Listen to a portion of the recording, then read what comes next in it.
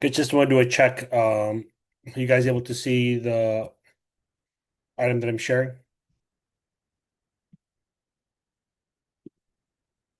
Yes. Thank you. All right. Any points? If you have questions, just drop them in the chat. I'll try to keep up as we go along. Um, if you would just humor me, I'm not a Zoom expert.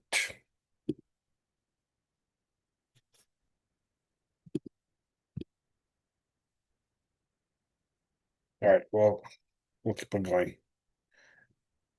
Deal with this later. All right. So welcome to the technical meeting for Division 3 Youth Bouldering Divisional Championships. Um, yep. So if hopefully we'll have some coaches join at some point, but this document is basically just giving some information for people kind of who are not really familiar with it. But for the most part, we're going to expect coaches and athletes to be familiar with the rules, to be familiar with basically what format's being used here. And if they're not, all that information is available in the rule book. I can answer some questions here, but I don't think I can go through all the detail for the format here because there are some additional details that maybe the coaches would be better off reading through the rule book. However, at any point, if there are questions that we can't answer here, feel free to send us an email and we can do that. So going forward from here on, all communication and start list results and everything will be posted on the info sheet, and any emails will be sent via the USA Climate Results Service. Any information could also be shared through our social media platforms. Okay, so I have here the links to the info sheet where we're going to have pretty much everything in there, including this outline, and then the link to the rule book, which I highly recommend just a quick read through the relevant sections for this event. Now, to go through the officials for this event, the JP, the jury president, will be Brian Swillman. That's me from Region 32. And for the most part, what you'll see is Region 32 RCs running this event, and our colleagues from Region 31, they'll be running the lead and top rope event coming up in a few weeks. Our USEC judges are going to be Peter Duffy and Paul Graff, who is our 31 RC. And then we have an aspirant USEC judge, who is Brian Costable. Some of you may be familiar with him. He is one of our parents for many, many years, who has been judging for many years, and he's now taking on some of the head judging official roles in the QEs, and he'll be the aspirant in this event as well. The event organizer is Adrienne Beauchamp. If you haven't met her, you'll probably see her there on Sunday. Unfortunately, we will not be there on Saturday due to another engagement. She is also from Region 32, and she's our DC or divisional coordinator. So she kind of makes sure both regions coordinate properly when we set our seasons. Let me add more people here. Okay. ISO coordinator will be Matt, and his partner, his wife, is a results manager, who's Catherine Richards. And then our head route setter is Enrico Baistrocchi, who's from Mesa Rim. He's a well-known setter, a well-known coach in our region. If you end up seeing him, you can say hi, or as he prefers, ciao ciao, and he's very happy to have conversation with you, talk about training or the routes or anything. A horse representative, another a really nice person, Dakota Ruiz. You'll see him in Mesa Rim as well, running around, making sure stuff gets done, and he's working very hard right now in the background, making sure things are getting done. The RCs from the other region will be, well, they are Amy, Claire, David, Heather, and Mary. They're going to be at the event as well. They'll be probably busy doing some stuff, but if they're not, stop them, say hi. Any questions that you have about maybe volunteering next year in some capacity, they could probably give you some information on that as well. So general information. As I noted, competitors and coaches are responsible for knowing information provided here on the info sheet, the rule book. But if there are any questions, you can send them to both these emails. So if you do send emails to us, We're asked that you copy both of these emails so every RC is kind of in the loop of what's going on. The venue information for those who have not been to Mesa Room, we'll share a map really soon right now, but it's a fantastic facility. So they have their gym next door to the academy. So the academy is where we're going to be hosting the climbing, the competing, and all of that stuff. And then the warm-up area, or formerly known as ISO, that's going to be next door in the Mira Mesa location. And what separates these two buildings is literally 2 rows of parking spots and a very short set of stairs. So they're right next door. Um, Before I move along, I do want to send a reminder for everybody who is going to be entering the venue to watch, whether you're a spectator or coach, athletes for sure, you need to complete your waivers. We encourage you to get it done in advance because that's going to save a lot of time in line. Otherwise, you'll have to go through the QR code and do all that stuff and make sure it's done there.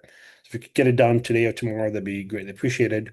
We do have the waiver checklist on the info sheet. So if you're a coach or an athlete and you don't know if your waiver is done, you can go on there and see if your name is on there. If it is on there, that means you need to complete a waiver. Athlete and coaches, you will not be allowed in the warm-up area and also the venue if you don't have your waivers done. So if you want to maximize your time in the warm-up area, highly recommend getting it done tonight, tomorrow. Spectators. So the spectator entry fee is $10 per spectator. However, for all our volunteers, the fee is waived, including also up to 4 of their family members. So if you are a volunteer and you are bringing some family members, make sure to go on that Sign Up Genius and enter the names of your family members on that Google sheet that Hannah has provided in there. So we're asking you to provide those names by tomorrow at 7 p.m. so that we can print and give this list to the gym. That way they can check as you come in the day off. If we don't have your names by Friday 7 p.m., it's going to be another long process of making sure you're volunteering, so we got to get you out of the volunteer or the judge to see if those are your family members and so on and so forth. So the gist of this information is just get it done early and just make the entire process very smooth. Any competitors who want to spectate for day two, for example, or session two, we're going to have a note here where competitors for session two are not allowed in session one. So if session one competitors want to spectate for session two, they have to show their bib at the entry there, and then they can get in for free. Without the bib, is you're considered a spectator, so it's got that $10 spectator fee. And some reminders for our spectators, no beta while the athlete's climbing during qualifiers in day one.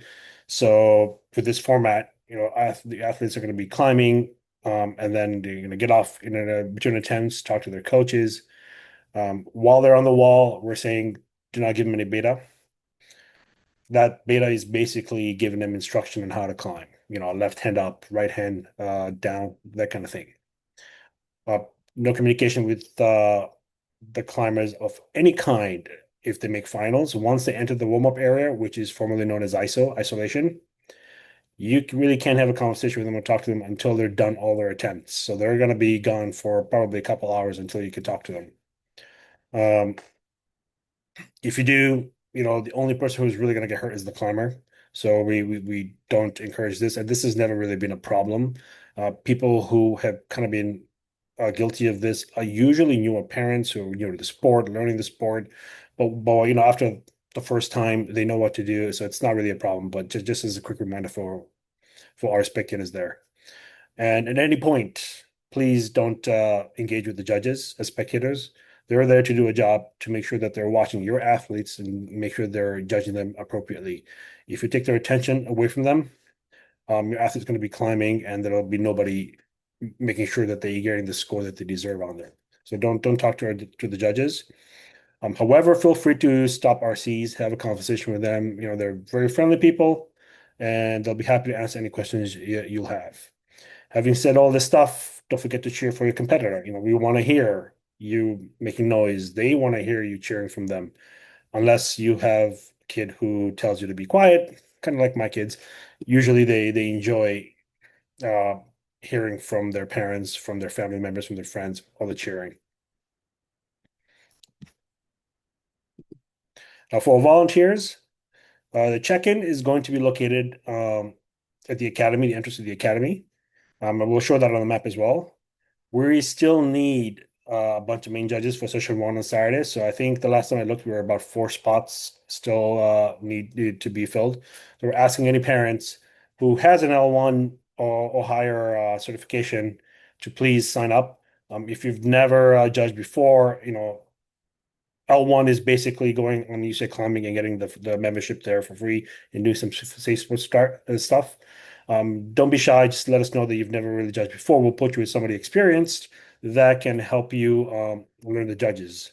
Even though there are only the main judge spots open, if you put your name on there and you put in some information like you've never judged before, we have some assistant judges in there who are extremely experienced assistant judges, so they can help you through the judging process.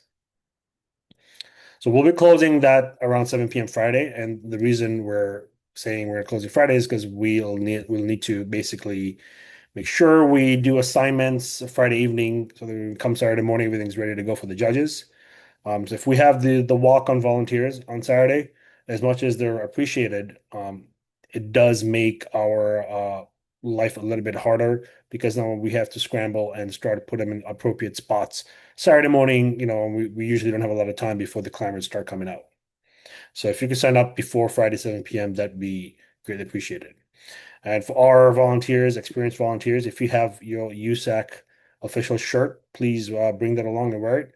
Even though we have shirts, we're limited. We don't get a lot of them from USA Climbing headquarters. So if you do have one, bring it with you and put it on. And we will have some snacks and drinks for volunteers. There'll be some food, coffee, and bagels. I'm pretty sure of that. For the coaches, the coach check-in will be in the main gym warm-up area. Um, Coaches must have registered no later than Friday. So if you actually go on the info sheet and you look at the coach registration, there is a countdown if you click that link.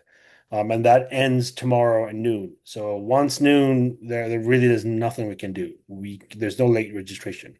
If you're a coach, you haven't registered by that time, you're pretty much a spectator during the event. If you're a certified coach, you have your USAC membership, or you have issues with it, you need to reach out to USAC Climbing as soon as possible. Don't wait. If you reach out to us Friday night or Friday 12 or 5 p.m., that's already too late. Even Friday 11 a.m. and you're telling us there's issues with your membership, which you didn't look at for the last week or two, then it probably too late to get you in because you only have an hour left. I think we've already got over 60 coaches registered at this point, so we're looking good. But anybody who's a straggler or is kind of waiting, there's an issue with the membership, get in touch with USA Climbing today. Don't wait till tomorrow to make things hard for yourself. The coaches who have not registered, they're basically going to be spectators. You're going to have to go through the spectator process to go watch your climbers in the venue. You will not be allowed in the warm-up area. For day two, which we will update this document to make sure we include that day two for the warm-up area, which is basically the ISO, only the L2 coaches will be allowed back there. If you're an L1 coach, you cannot enter the warm-up area for day two. Get the climber check-in uh, and bib. So when you check in is basically going to the warm-up area as well. You'll be giving you bibs with your bib number on there. Your bibs must be visibly worn on the back of your shirt. If you don't wear it while you're doing your climb time, it's very possible you could get a yellow card. So it's a must that you wear it because that really helps us with the official video. If we have to look back, we will know the bib number and the time, and then we can go back and look at somebody's climb if there's an appeal. So this is really a non-negotiable. You have to wear the bibs. If you don't, and the judge points it out, at that point it's a little bit too late. So you may get a warning and possibly a yellow card. And if you're an athlete, you get your bib, don't do anything to it. Don't put stickers on it. Don't write on it. Don't modify it at any point. If you do that, that's an automatic warning or yellow card. Okay, so those bibs are official. They're for you to climb in and for us to know who you are to be able to identify you. If you're going to finals the next day, it's going to be the same bib, so keep it safe. The bibs will have the four safety pins, which we'll use to fasten to the back of your shirt, or your coach or your friend can help you do that. Now, if we look at the map, you can see the athlete and the registered check-in area, the warm-up area. So that is in the building called the Mason Room Climbing Center. That's the main gym. The warm-up area is in their new section. It's new in the last couple of years, that is. So that's where you're going to be. We're going to ask our athletes and coaches not to walk around. We're going to have people there making sure there's no exit to the main gym because the gym's still going to be open for the patrons.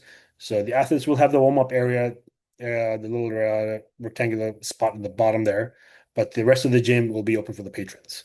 There is already bathrooms there, two bathrooms for you, so it should be enough for the athletes to do their thing. So for day one, you enter the warm-up area. You're not really stuck there. You can kind of go out to the walkway and go into the academy to look at what's going on, and then come back to the warm-up area if you want to. However, when you're leaving the warm-up area and you're gonna go do your climbing, we're asking that you take your stuff with you when you're doing your last set of climbs. The reason for that is because we're gonna start having the session two people come right after, and we want you all to basically leave some space for them to put their stuff as well. So if you leave the warm-up area, take your stuff with you. If you look at the map, that yellow is the walkway there. You're literally walking just across a couple parking spots and a set of stairs, and then you get into the academy. We will close off the parking next to the academy so that if kids are walking around there or families, there's no cars going back and forth and no danger in there. Then if you move down to the academy building, that's where all the climbing is going to happen. That's where the volunteers are going to check in, as well as where the spectators are going to go in to start watching their climbers. In day two, everybody that makes finals will go into the same check-in as day one, so nothing will be changed. However, once you enter the warm-up area, you're not going to be coming out at all until you come out to climb your climbs in the academy, and you will be walked across by somebody, one of our ISO runners, to go across. If there are no questions, let me see if the chat has any questions really quickly.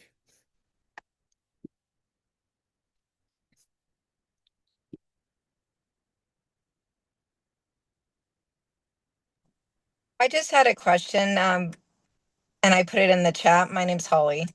Yeah, hi, Holly. Yeah, of course. Once you're done climbing your second course, you can leave immediately. Okay, perfect. You don't Thank you. have to stay. Now what that does is you're accepting a couple things now, right?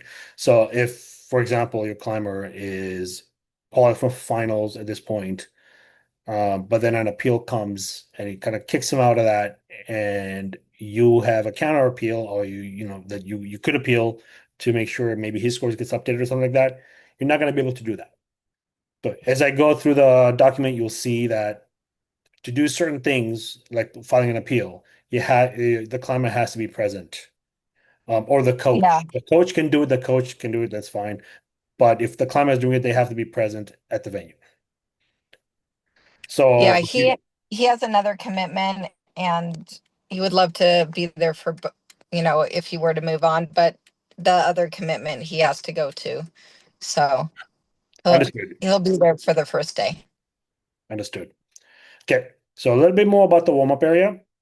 Only climbers and registered coaches will be allowed in the warm-up area. So if you're a parent and your climbers in the warm-up area and you want to go look at them or talk to them, you can't go in there. Okay, so only their coaches and the climbers will be in there. It's not our huge space, but it's big enough to host all the climbers that are going to go in there.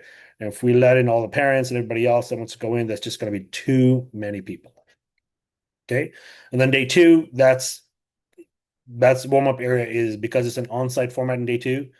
Only climbers and the coaches, L2 coaches can go in there. And once they go in there, that's it. They don't talk to their parents or anybody until they come up to climb and they finish all their attempts and all their climbs. And then the parents can talk to them after that. Okay. And if you come out the warm-up area, again, another reminder, carry all your belongings. When you're in day one, when you're done all your courses and you're doing your second course, take all your stuff with you. Don't leave it there. On day two, if you make the finals, you'll be taking all your stuff with you anyways, because once it's stuck in there, it's not coming out. It's going to stay in there until both sessions are done in day two. So if you forget something in the warm-up area and you have to leave, likely you're going to have to leave without it because nobody is allowed to go in there to get it. That's very, very important. So the start lists have been published. Those are official start lists for qualifiers. So there are two courses in there. So encourage people to know what the start times is for both of their courses. So in this format, it's four boulders, but they're divided into two groups basically. You're gonna have your first course, which is gonna be, first two boulders, and then second course, depending on the size of the category, it's a minimum 20-minute wait. But it could be longer than that if it's a bigger category. Make sure you know both times and you know which course goes first for you. So when I say your first course, I don't mean course one is first for you. You could be doing course two first, and then course one second. So just know which course is your first one and what your start time is. Don't rely on Vertical Life. Have Vertical Life does not have the start times. It's only got like a list, and it's not correct for the U19s and the U20s. Okay. So do not rely on the start list to spin Vertical Life. Always go into the start list that are on the info sheet. For the finals, uh, they'll be generated after the end of the second session and they'll be posted then. So that means once all the appeals are completed for the second session on Saturday, the start list for the finals will be prepared and they'll be posted on the info sheet, hopefully very quickly after the second session. Now, it's a reminder to people, start list of finals. They're randomly generated and can't be changed. So we don't have that ability. And USA Climbing has policies against that. It's a big no-no. So we get quite a few requests every event for people to change start lists, but unfortunately we can't do that. The results, they're going to be found in Vertical Life, and there's a link on the info sheet that says results. So if you click on that, it's going to take you to Vertical Life, and you can kind of go through it and see the results. They're going to be considered final and official results after the climb time for the last climber within that category has elapsed. So if you're in F15 and the last climber is on the wall and they're done, um, uh, those results are now considered official results. Why is that important? Because of the appeals. So the appeal deadline is 5 minutes after official results are available. Again, which is right after the last climber in a category is completed the climb time. Okay, so we're gonna try to announce that, but it's gonna be busy. It's gonna be loud. Not everybody may hear it, so it's important for people to keep track of when the category will be done if they want to file an appeal. We're going to have official video in this event. So we're going to be using that as the source for any appeals that come in. The appeals must be made in person. So if we're close to the deadline and someone wants to file an appeal, you got to inform one of the head judging officials, either myself or one of the USEC judges. Let us know verbally and then start to write the appeal. So when I say immediately, and then time may be given to write the appeal, we're not going to give more than 5 minutes for anybody that has verbally announced to us to write the appeal. So if we're 1 minute from the end, you let us know verbally. We're going to say, okay, you've got 5 minutes to write the appeal and submit it, and then we'll handle it from there. Now, the appeals can only be made by a competitor or by a certified coach. If you're a parent and your athlete is a minor, we want you to be there. You can help them or talk them, and as they're talking to the head judging officials, a parent should be really present there if it's a minor athlete, um, in case the minor has a question or maybe they're shy or something. I think the parent could help in that situation. However, it is the climber who is filing the appeal, the competitor. If they have a coach, then we highly recommend the coach help them or the coach handle the appeal. The appeal fee is $100, and that is going to be paid through USA Climbing membership account. We will not be accepting any cash at this event. The appeal deadline again is 5 minutes after official results are available. Once the appeal deadline passes, results are final, and basically that's that, and nothing can be changed after that. So if you have something to appeal in terms of the results of the session, you have until that 5 minutes. And once that's passed final, even if you are correct, We cannot go back and change it. Let's talk about technical incidents really quickly. Now, technical incidents are things like spinning holds. Climber is going up, they notice blood on a hold that's not their blood, that kind of thing. They can say, you know what, this hold spun, it spoiled my attempt. This is a technical. I want to come down. I want to redo my attempt. So we're not going to count that attempt. You know, if we need to do some kind of fixing, we're gonna take note of the time and then we're gonna fix it and we're gonna make sure they get their attempt back. If it's just a tape, just take it off the tape and they're gonna restart their attempt. That's a quick one. However, if the athlete doesn't say anything and they choose to continue at that point, they've waived um, any rights to call it technical after the fact, right? So you got to call it right there and then. Otherwise, you cannot call it after the fact. Maybe your attempt didn't go as you planned, and then you want to come back and go back to call it technical. That's not how it happens. It's got to happen right there and then. Now, if a coach wants to call it technical, they have to notify one of the judging officials. Coaches should not and cannot call it technical directly to the judge. If we see that, we're gonna issue a warning or maybe a yellow card. And that's just something we don't want the coaches to engage with the judges.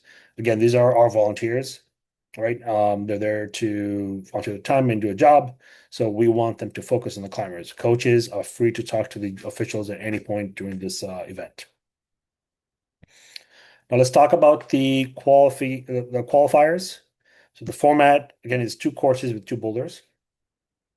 It's a fixed time rotation, so that means it's going to be a running clock. It's going to go 4 minutes climb time, then 30-second preparation period, and then another 4 minutes. It's going to keep on going that way for both days. There's a low zone, and there could be a low zone. There's a zone, and there's a top for qualifiers. So the low zone is 5 points, 10 points for zone, and then 25 points if you get the top, and then you get a 0.1 deduction for each extra attempt other than the first one. The warm-up area for qualifiers opens at 7 a.m. for session one and then 11:30 for session two.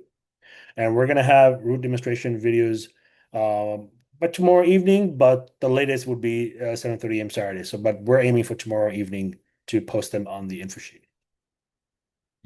Okay, so it's very important. The climbers are responsible to report to their first problem on their course in the order of the start list.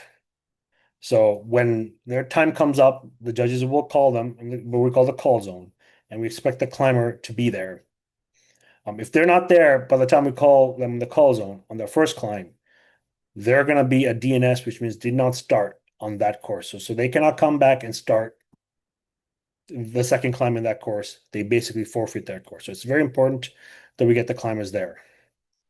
However, if the DNS in the first course, they could still climb the second course. Or if they climb the first course and DNS the second course, the scores from the first course will still count.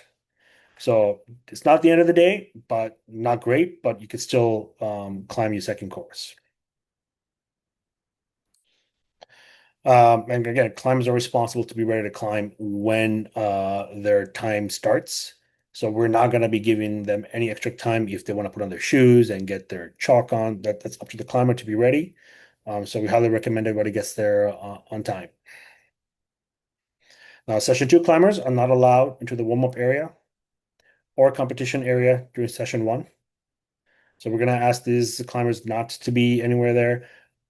When their session, after they check in, they can go to the warm-up area and then the competition area during session two and the qualifiers.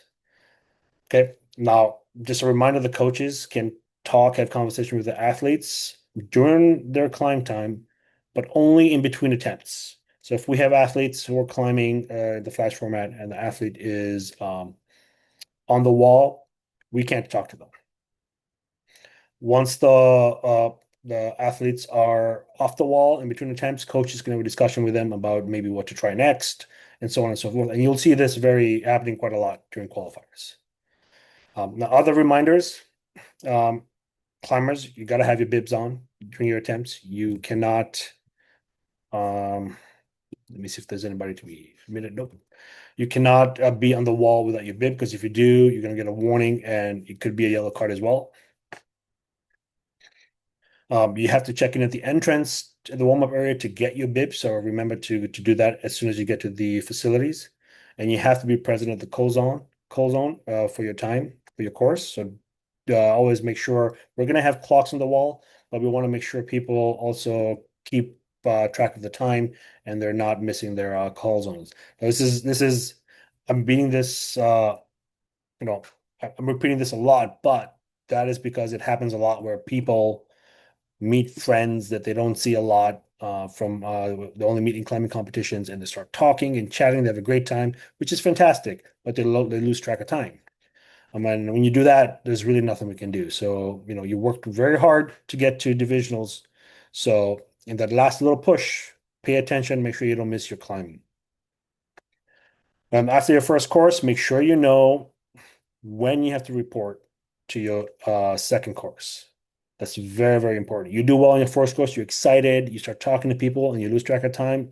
That could be very dangerous for you. So you want to make sure you know when your second course starts, and that also will help you to know when you first start warming up. Advancing to finals. For each category, it's going to be a different number. It's basically about half the category that are there for qualifiers. So it's 13 for the youngest group, and then 16 top 16 for the middle groups, and top five for the 20. This doesn't include any extra advancements, so people who are pre-qualified for nationals or maybe for nationals. Now, if we talk about finals, that's a different format. That's going to be 4 boulders, fixed time, so it's 4 minutes with a 30-second rotation. And finals is only zone and top. There's no low zone. So it's 10 points and 25 points. The warm-up area is in the exact same place as the qualifiers. This is formerly known as ISO. 7 to 8 is the window to check in for session one. So if you're checking in after 8, you basically will not be allowed to enter warm-up, and you won't be able to climb for finals. So you got to make sure you get there at 8. And again, this is important because every year somebody is there and they're 5 minutes late, and they find out, oh, it's a hard deadline, and all of a sudden they can't do finals, right? So it's important that you get there on time. And for session two is between 10 and 11.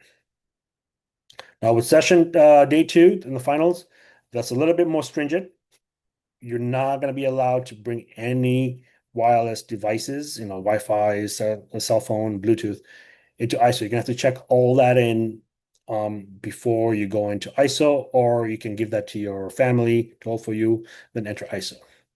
And if you leave it with check-in folks at ISO as you enter the warm-up area, you can pick it up after you finish all your climbs at the academy. Again, if you're late for the warm-up check-in, you're not going to be allowed to check in or start the round. If you're in a position where you're on the highway and you're on your way there and you're fine, all of a sudden you come across for example, a highway crash or something unfortunate that happens. Um, you can call the facility, or you can call me. I'll be at the facility, and that's my number there, as early as possible and before the warm-up area closes. If you call me after your warm-up area closes, there's nothing I can do. And maybe that could help let you go in after it closes. Doesn't guarantee it, but if it's something that is out of your control, then maybe that could help. Again, doesn't guarantee, does not mean that you're going to enter if you call.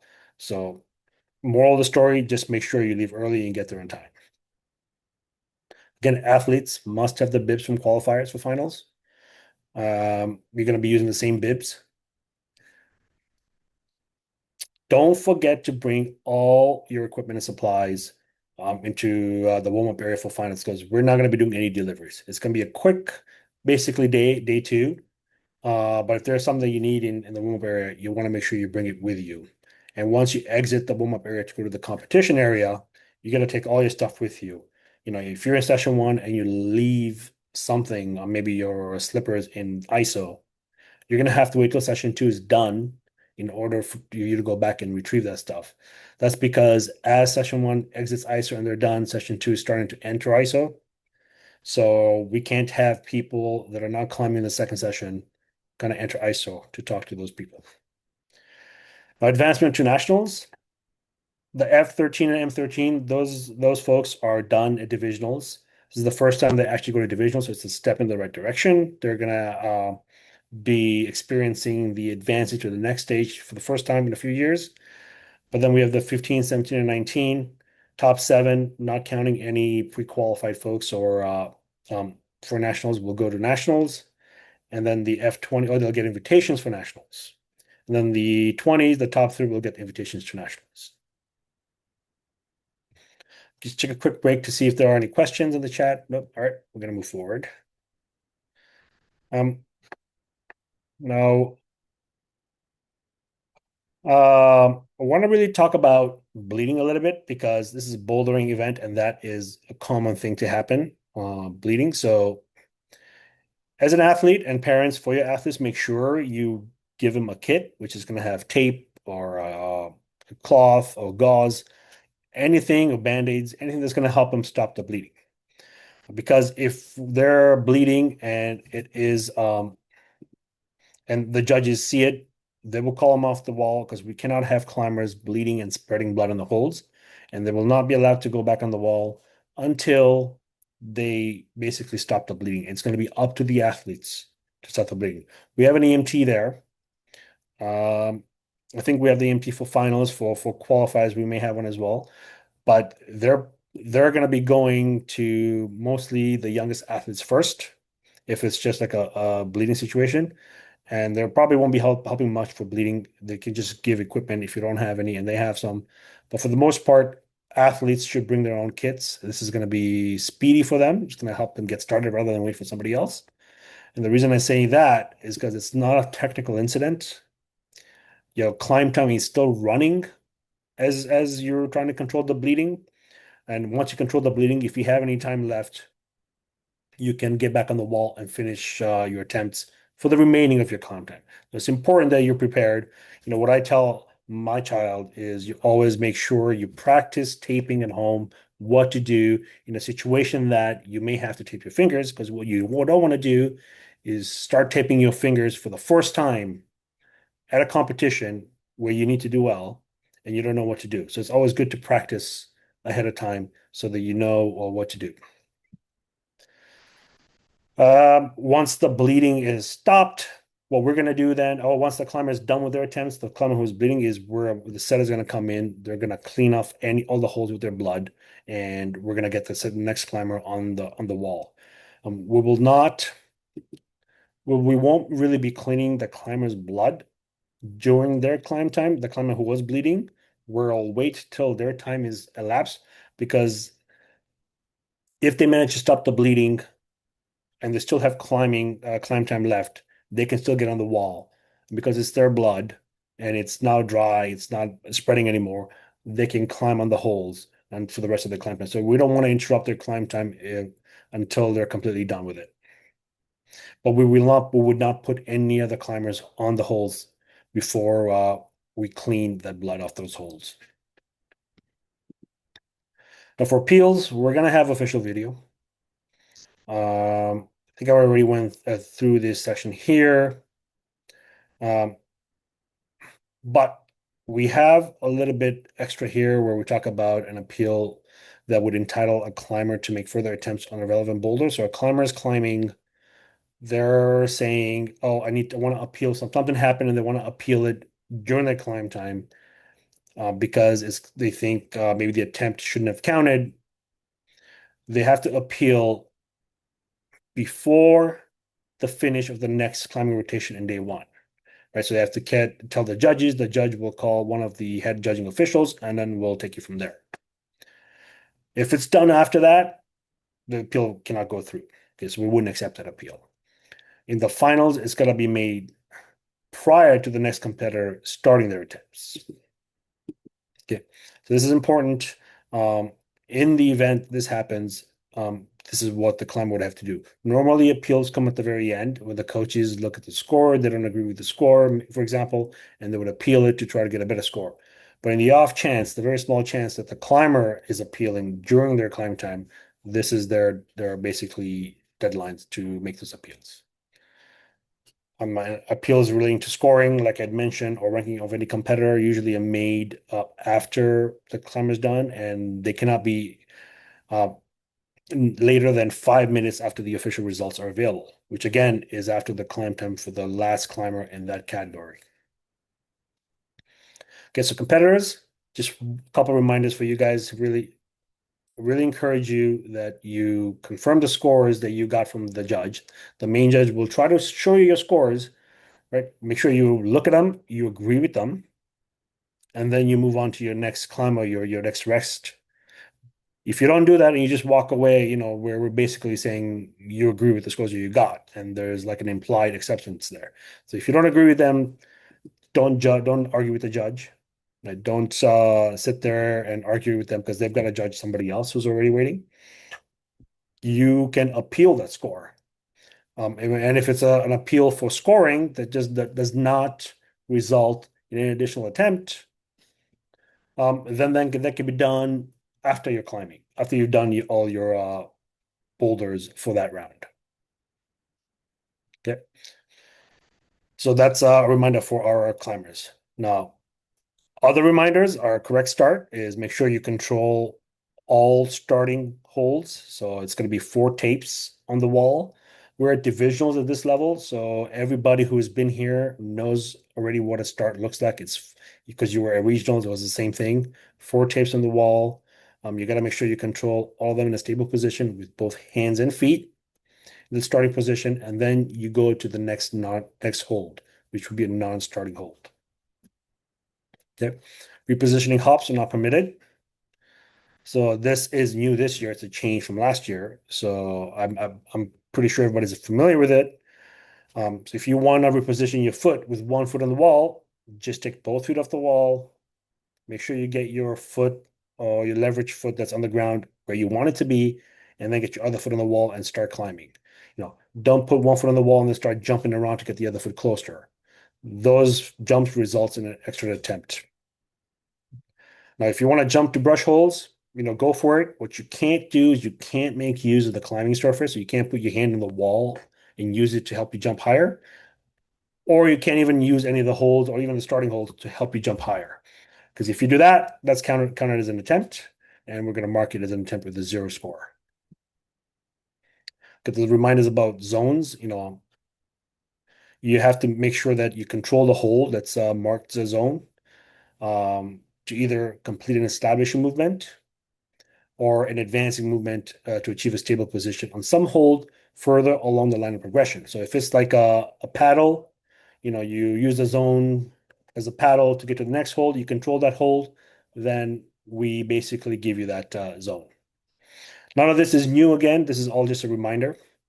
The top is going to be ruled as successful if a climber matches the marked finish hold with both hands and they achieve a stable position before climbing time expires.